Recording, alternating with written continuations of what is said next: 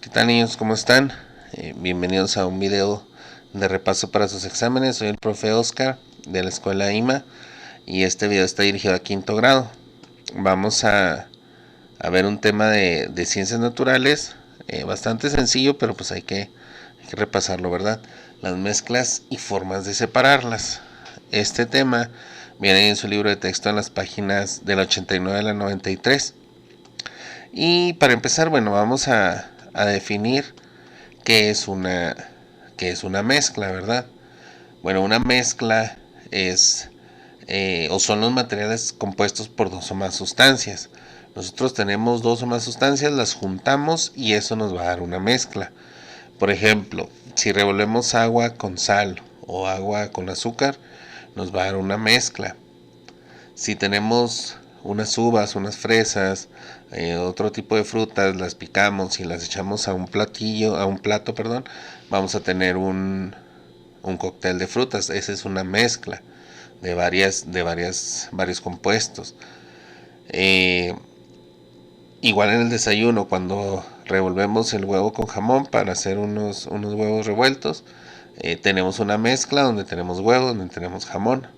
Sí, las mezclas están presentes en nuestra vida diaria, y lo usamos muchas veces ni sabemos que son mezclas, desde las pastas de dientes, el chocolate con leche que tomamos en las mañanas, el café, etcétera, etcétera, son mezclas, ¿verdad? Ahora, vamos a clasificarlas en dos tipos, en las mezclas homogéneas, que son las que no se pueden distinguir sus componentes así si los vemos. Si yo, por ejemplo, tengo un vaso donde sé que hay agua y sal y otro vaso con agua y alcohol, no puedo distinguir cuál es el alcohol, cuál es el agua, o en el otro vaso cuál es el agua y cuál es la sal o el azúcar, si está totalmente disuelto. Esas mezclas, las mezclas homogéneas, pareciera que son una sola sustancia y no una mezcla, pero no, ¿verdad? Ahí sabemos que está compuesta por dos o más componentes. Al contrario de las heterogéneas, ahí sí distinguimos cuando las vemos de qué están hechas. Por ejemplo, siguiendo con el ejemplo de los vasos, si tenemos agua y aceite en uno, yo puedo saber cuál es el aceite, hasta dónde está el agua, porque si los dejo reposar, el aceite se va a la parte superior y el agua se queda debajo, ¿verdad? Eh, si en otro vaso tengo petróleo y agua, también el petróleo se va para arriba, el agua se va para abajo y claramente hay una línea que la separa. Entonces, estas mezclas son heterogéneas, que quiere decir que tienen eh, un origen diferente. Hetero es diferente y genio el origen, eh, que están hechas de diferentes cosas. Homogéneas, eh, como pareciera que vienen de un origen único. Homo quiere decir uno o único, y por eso parecen uno solo. Pero bueno, en cualquier caso son mezclas que están compuestas por diferentes elementos, nada más que unas sí se distingue cuáles son, como las heterogéneas, y otras no se distinguen, como las homogéneas, ¿ok? Ahora, cuando tenemos mezclas, las podemos separar. Hay veces que necesitamos separarlas. Y para esto hay diferentes métodos, vamos a ver algunos. Uno, por ejemplo, es la separación magnética. Se usa para separar sustancias cuando una de ellas tiene la propiedad de ser atraído por un imán. Se usa mucho en las minas, se usa en algunos depósitos de basura. Por ejemplo, en las minas cuando sacan los terrones, que tienen ahí incrustados metales, cuando salen así con piedras y minerales y todo eso, si pueden atraerse algunos con imanes, con esa separan bastante algunos de ellos. Los depósitos de basura también es una forma de separar algunos elementos que pueden tener valor, y no desecharlos con la basura que se va a quemar o a triturar o lo que sea. Piensen, por ejemplo, en la escena de Toy Story 3, ya casi al final, cuando van en una banda móvil y que hay un imán arriba de ellos que jala los materiales así de metal. Eso es para separarlos y ya esos se pueden reciclar o pues se les puede dar otra utilidad, ¿verdad? Y la otra basura que no se que no se atrae por el imán, pues ya va a dar al incinerador. Pero bueno, esta propiedad se usa mucho con sólidos, ¿verdad? Aunque también se puede usar con sólidos y líquidos, pero siempre y cuando alguno de los materiales pues se pueda atraer por un imán que tenga esta propiedad magnética. ¿Sale? Bien. Otro método de separación es la evaporación. ¿Qué pasa con las mezclas que no tienen la capacidad de magnéticas para ser atraídas por un imán? Bueno, hay otros métodos.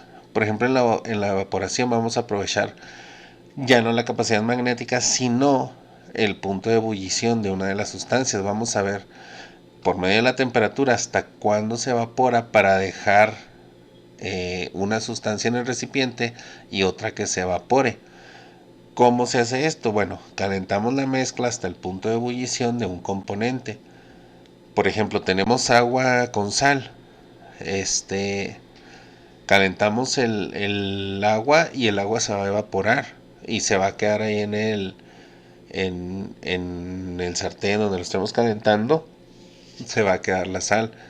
Hay veces que lo usamos hasta para cuando estamos en la cocina, que se le echa tantita agua a la comida eh, para cocerla, para descongelarla, no sé. Se calienta y después de un rato ya no va a haber agua, esa se separa y queda la comida en la olla, en el sartén, ¿verdad? Eh, con la evaporación unos componentes, como les digo, se evaporan, se van, se vaporizan y otros se quedan en el recipiente. Esto obviamente es para las mezclas con sustancias o componentes que tienen diferente punto de ebullición, o sea que se evaporan a distintas temperaturas. Se usa mucho en los laboratorios químicos también y y en la cocina, ¿verdad? Eh, Otro método de separación es cuando hay dos materiales y que no se disuelve uno en el otro. Usamos una coladera, un filtro y el componente sólido se queda en el filtro y el otro pasa. Algo bien común, se usa bastante en la casa en general, en la cocina, una cafetera donde tiene los filtros. Cuando, por ejemplo, lavamos no sé, lavamos frijol, lavamos arroz y lo pasamos por una coladera para que se vaya el agua sucia y se quede el frijol, el arroz, todo eso. Es básicamente eso. eh, Usar un filtro que atrape uno de los componentes y deje pasar al otro, que se vaya.